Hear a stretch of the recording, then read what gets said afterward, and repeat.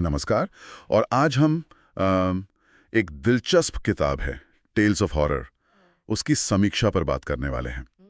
हमारे पास एक book review है इसका, और हम कोशिश करेंगे कि सिर्फ रिव्यू न बताएं बल्कि समझें कि भाई ये किताब क्या है, क्यों है और हॉरर फैंस के लिए इसमें क्या खास है। रिव्यू ये भी कहता है कि कहानियां सिर्फ डराती नहीं, कुछ सोचने पर भी मजबूर करती हैं। तो चलिए शुरू करते हैं, देखते हैं इसमें क्या है। सबसे पहले किताब का इंट्रोडक्शन। टेल्स ऑफ हॉरर, नाम से ही जाहिर है डरावनी छोटी कहानियों का कलेक्शन। बिल्कुल। और रिव्यू के हिसाब से इसका फोकस इंसानी डर पर है। मतलब अलग अलग तरह के डर, जैसे अनजाने का डर या कोई अलौकिक शक्ति या फिर बदला लेने वाली आत्माएं, रहस्यमयी घटनाएं। अच्छा। हाँ, तो ऐसा लगता है ये खास उन लोगों के लिए जिन्हें हॉरर में वो थ्रिल चाहिए होता है ना, जहाँ डर के साथ एक पहेली भी हो।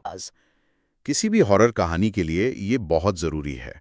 रिव्यू कहता है कि भाषा में सस्पेंस बहुत है और कल्पनाशील है। अच्छा। और एक दिलचस्प बात यह है कि हर कहानी शुरू होती है बिल्कुल आम तरीके से, रोजमर्रा की तरह। हाँ। लेकिन फिर धीरे धीरे माहौल टेंशन वाला और डरावना होता जाता है। ये टेक्निक तो बढ़िया है। हाँ, ये पाठक को धीरे से खींच लेती है कहानी में।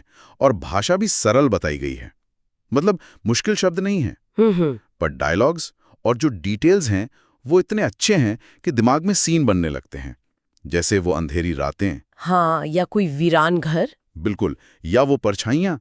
ये छोटी चीजें ही डर को और बढ़ाती हैं ना। हाँ बिल्कुल। और ये जो साधारण शुरुआत वाली बात है ना, हम्म। ये मनोवैज्ञानिक तौर पर बहुत काम करती है। कैसे? देखो, जब कहानी नॉर्मल लगती है तो आप उससे जुड़ जाते हो। हम्म। फिर जब डर आता है ना, तो वो ज्यादा असर करता है, क्योंकि लगता है कि ये आपकी जानी पहचानी दुनिया में हो रहा है। अच्छा, हाँ, ये बात तो है। ये सिर्फ भूत दिखाकर डराना नहीं हुआ, ये हुआ कि कैसे आपकी नॉर्मल सी दुनिया ही भयानक बन सकती है। रिव्यू ने इस पॉइंट को पकड़ा है, ये अच्छी बात है। हाँ, ये जरूरी भी था। पर क्या हमेशा सरल भाषा ही काम करती है? कई बार भारी शब्द या चुप्पी ज्यादा डराती है। ये अच्छा सवाल है। देखो, सरल भाषा का फायदा ये है कि कहानी ज्यादा रियल लगती है, जमीनी। तो जो सुपरनैचुरल घटनाएं हैं वो और भी अजीब लगती हैं, क्योंकि वो एक आम बैकग्राउंड पर हो रही हैं। हाँ, सही कह रहे हैं। मुश्किल भाषा कई बार ना एक दूरी बना देती है इंटेलेक्चुअल लेवल पर। सरल भाषा सीधे इमोशन पर वार करती है, डर पर। शायद इसीलिए ये स्टाइल चुना गया, सीधा असर। हो सकता है, बिल्कुल। पेट। ओहो। सोचो जरा, अपना पालतू जानवर जिसे हम इतना प्यार करते हैं वो किसी आत्मा के वश में आ जाए और हमारे लिए खतरा बन जाए। उफ, ये तो बहुत ही डिस्टर्बिंग ख्याल है। रिव्यू कहता है कि ये कहानी भरोसे के टूटने का डर दिखाती है, अपने पन का डर में बदलना। हाँ, ये डर बहुत गहरा है। मतलब ये किसी बाहरी राक्षस का डर नहीं है, ये उस चीज से डर है जिसे हम प्यार करते हैं, जो हमारे करीब है। एक तरह का धोखा कि जिसे हम सेफ मानते हैं वही नुकसान पहुंचा सकता है। हाँ, रिश्तों की नाजुकता, कंट्रोल खोने का डर। बिल्कुल। दूसरी कहानी है अधूरी पूजा। इसमें कोई पूजा या रस्म अधूरी रह जाती है। अच्छा। और उसकी वजह से आत्मा को शांति नहीं मिलती, वो इंसानों से बदला लेती है। ये तो हमारे कल्चर से जुड़ा डर है ना? बिल्कुल। हमारे यहाँ कितनी कहानियां हैं कि कोई काम, खासकर पूजा पाठ, अधूरा मत छोड़ो वरना बुरा होता है। हाँ हाँ। ये कहानी शायद उसी डर को पकड़ती है कि हमारी गलती का नतीजा सिर्फ यही नहीं, दूसरी दुनिया में भी भुगतना पड़ सकता है। कर्म वाली बात का एक डरावना एंगल कह सकते हैं। हाँ। और फिर एक क्लासिक टाइप की कहानी, खाली हवेली का राज। अच्छा, हॉन्टेड हाउस। हाँ, पुरानी हवेली, अजीब आवाजें, हिलते पर्दे और एक गहरा राज जिसे जानने की कीमत जान भी हो सकती है। ये ट्रोप तो बहुत कॉमन है हॉरर में। वही तो। पर रिव्यू कहता है कि इसे अच्छे से पेश किया है। देखो, ट्रोप कॉमन होना बुरा नहीं है, उसे निभाया कैसे गया है वो जरूरी है।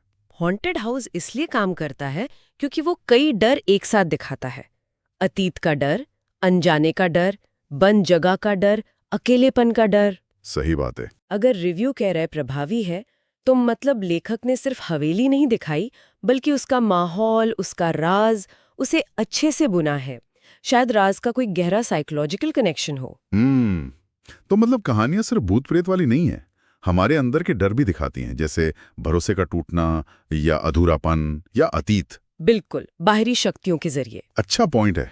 अब आते हैं किताब की खूबियों पर। रिव्यू में क्या क्या अच्छा बताया गया है।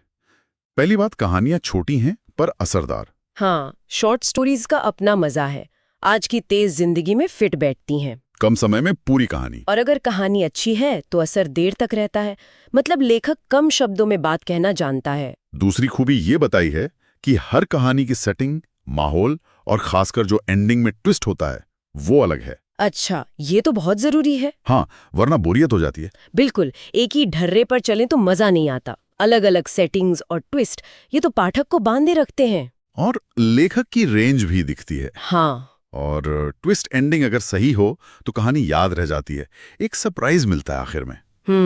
एक और जरूरी बात रिव्यू ने उठाई है कि किताब सिर्फ डराने या वो जंप स्केयर पर फोकस नहीं करती। अच्छा। हाँ, ये सोचने पर भी मजबूर करती है कि भाई क्या सच में आत्माएं होती हैं या ये सब मन का वहम है, डर बाहर है या अंदर। ये तो बढ़िया बात है। रिव्यू के हिसाब से हॉरर और सस्पेंस का बैलेंस अच्छा है। ये बैलेंस बहुत जरूरी है। सिर्फ बू करके डराने वाली कहानियां भूल जाते हैं लोग। सही कहा। लेकिन जो सोचने पर मजबूर करे वो कहानी साथ रहती है। ये सवाल उठाना कि डर कहाँ से आ रहा है, बाहर से या अंदर से, कहानी को डेप्थ देता है। पाठक सिर्फ देखता नहीं, सोचता भी है। बिल्कुल। तो मतलब दिमागी कसरत भी है और रोंगटे खड़े होने वाले मोमेंट्स भी। हाँ, पर जहां खूबियां हैं वहां कुछ कमियां भी होंगी। जाहिर है। रिव्यू में कुछ कमजोरियों का भी जिक्र है। जैसे कुछ कहानियों का अंत थोड़ा अचानक सा है, अधूरा सा। Abrupt ending. हाँ, पाठक को लगता है कि अरे खत्म हो गई, कुछ और होना चाहिए था। देखो, अचानक या अस्पष्ट अंत हॉरर में चलते हैं। कभी कभी वो बेचैनी छोड़ जाते हैं जो डर को बढ़ाती है। हाँ, पर अगर ठीक से ना किया जाए तो पाठक को लगता है कि उसे पूरी कहानी नहीं मिली, वो असंतुष्ट रह जाता है। शायद रिव्यू इसी तरफ इशारा कर रहा है। हो सकता है उन्हें शायद ज्यादा क्लियर एंडिंग चाहिए होगी। दूसरी आलोचना है कि कुछ जगहों पर पुराने घिसे पिटे फॉर्मूले, मतलब क्लीशे इस्तेमाल हुए हैं। अच्छा, क्लीशे जैसे वही अंधेरी रात में कार खराब होना या पुरानी हवेली में अजीब आवाजें, जो हम बहुत बार देख सुन चुके हैं। क्लीशे का इस्तेमाल प्रॉब्लमैटिक हो सकता है अगर उसमें कुछ नया ना हो। हाँ, अगर उन्हें बस दोहरा दिया जाए तो कहानी प्रिडिक्टेबल और कमजोर लगती है। सही। रिव्यू का ये कहना कि क्लीशे हैं और उन्हें नए अंदाज में पेश किया जा सकता था, ये दिखाता है कि हॉरर जैसी जॉनरा में ओरिजिनल रहना कितना मुश्किल है। आपको वो जाने पहचाने एलिमेंट इस्तेमाल करने पड़ते हैं जो लोगों को पसंद है, पर कुछ नया भी देना होता है। शायद ये किताब इस बैलेंस में कहीं कहीं चूक गई, ऐसा लगता है। ये चैलेंज तो हर लेखक के सामने है।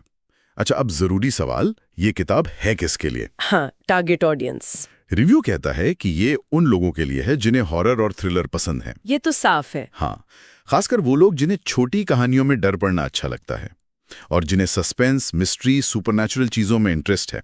तो लगता है अपने टारगेट ऑडियंस को निराश नहीं करेगी। हाँ, लगता तो यही है। शायद ये उन हॉरर फैंस के लिए ज्यादा सही है जो माहौल, सस्पेंस और साइकोलॉजिकल डर पसंद करते हैं, बजाय उनके जिन्हें सिर्फ खून खराबा चाहिए। रिव्यू के डिस्क्रिप्शन से तो यही लगता है। हाँ। तो अब आते हैं फाइनल बात पर, निष्कर्ष पर।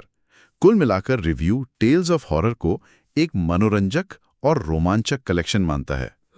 एक ऐसी किताब जो डर, रहस्य और थ्रिल की यात्रा पर ले जाती है, भले ही रास्ते में एक आध गड्ढे हों। ठीक है। एक बात मुझे खास लगी रिव्यू में, ये कहा गया है कि कहानियां बहुत विजुअल हैं। पढ़ते हुए लगता है जैसे कोई हॉरर फिल्म देख रहे हों। अरे वाह, ये तो बड़ी तारीफ है ना? हाँ, मतलब लेखक शब्दों से माहौल बनाने में कामयाब रहा है। बिल्कुल, पाठक पूरी तरह डूब जाता है। और रेटिंग क्या दी है? रेटिंग दी है 5 में से 4 स्टार। 4 स्टार, ये तो काफी अच्छी रेटिंग है। हाँ, मतलब किताब अच्छी है, हालांकि परफेक्ट नहीं। कमियों के बावजूद खूबियां ज्यादा हैं और हॉरर फैंस के लिए पढ़ने लायक है। सही कहा। रेटिंग यही बताती है कि अगर आप हॉरर के शौकीन हैं और छोटी असरदार कहानियां पसंद करते हैं तो इसे ट्राई किया जा सकता है। कमियां हैं, पर वो ओवरऑल एक्सपीरियंस को खराब नहीं करती। बिल्कुल। तो इस पूरी बातचीत का निचोड़ ये है, टेल्स ऑफ हॉरर छोटी, असरदार, डरावनी कहानियों का कलेक्शन है। इसमें सस्पेंस है, साइकोलॉजिकल डर है, सुपरनैचुरल एलिमेंट्स हैं। स्टाइल सरल है पर माहौल बनाने में कामयाब है। विजुअल इमेजिनरी अच्छी है। हाँ। कुछ कहानियां भरोसे के टूटने जैसे गहरे डर छूती हैं, लेकिन कहीं कहीं एंडिंग अचानक है और कुछ क्लीशे भी हैं। सही। यहाँ एक बात मेरे मन में आ रही है। हाँ, बताइए। कि ये हॉरर कहानियां, भले ही इनमें क्लीशे हों, सिर्फ डराने के लिए नहीं होती। अक्सर ये हमारे समाज के, हमारे अंदर के गहरे डरों को दिखाती हैं, जिनका हम शायद जिक्र भी नहीं करते। जैसे? जैसे इस किताब में भूतिया पालतू, शायद रिश्तों में भरोसे के खोने का डर है। अधूरी पूजा, हमारे कर्मों और उनके अनजान नतीजों का डर। और खाली हवेली? वो शायद अतीत के बोझ का डर या बस अनजाने का डर जो हमेशा से हमारे साथ है। हाँ, ये तो है। तो शायद हमें इन कहानियों को पढ़ते हुए ये सोचना चाहिए कि ये हमें किस बारे में सोचने पर मजबूर कर रही हैं। हम असल में डर किससे रहे हैं? क्या वो भूत प्रेत है या हमारे अंदर का कोई डर, समाज का डर, हमारी अपनी साइकोलॉजी का अंधेरा? ये एक दिलचस्प सवाल है। डर बाहरी है या भीतरी? हाँ, हॉरर शायद हमें इन्हीं सवालों के सामने खड़ा कर देता है। ये वाकई सोचने वाली बात है। तो ये थी हमारी आज की चर्चा, टेल्स ऑफ हॉरर की समीक्षा के जरिए हॉरर की दुनिया पर एक नज़र।